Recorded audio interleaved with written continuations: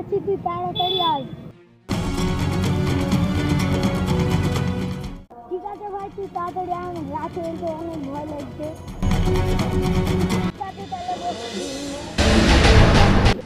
দেখ ভাই, লোকটা অনেক বড় লোক, ওকে এক হাতাইতেই হবে। কি বলেছিস ভাই? ঠিকই বলেছিস ভাই, ওকে যদি মারতে পারি বসের কাছে 5 লাখ টাকা পাবো। চ ধরে